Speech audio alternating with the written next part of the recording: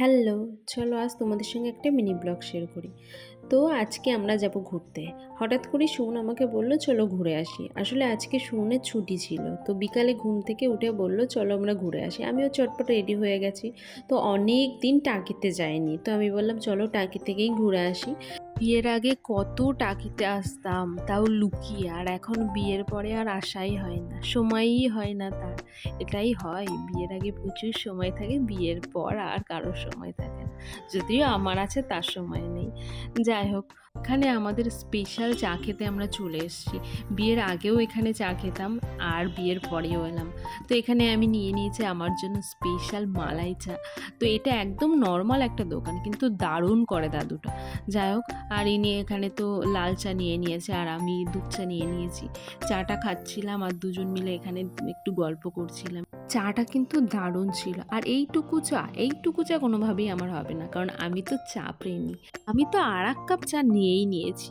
তারপরে এখানে দুজন আমরা গল্প করতেই আছি, অনেক গল্প, বিয়ের আগের গল্প, বিয়ের আগে যখন আসতাম সেই সব গল্প।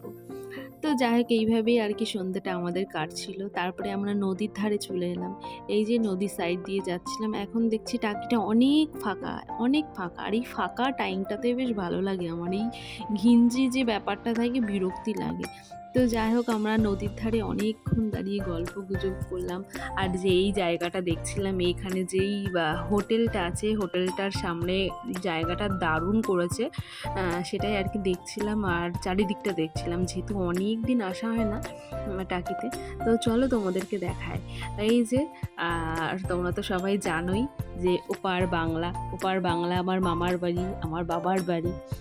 তো যাই হোক, সুমনের শ্বশুর বাড়ি, সেটাই দেখাচ্ছিলাম। আর ওকে বলছিলাম দেখো, ওটা হলো তোমার শ্বশুর বাড়ি, আদি শ্বশুর বাড়ি। কলেজ লাইফের এখানে কত স্মৃতি আমাদের, সেই সব অনেক কিছু গল্প আমরা করছিলাম। তো দেখো, নদীর সাইডে, আর তখন ছিল না জোয়ার, তো জল তো ফুলে ফেপেই ছিল। তারপর আমরা বেরিয়ে পড়লাম 9টা নাগাদ। আজকে সন্ধেটা কিন্তু আমাদের খুব ভালোই কাটলো।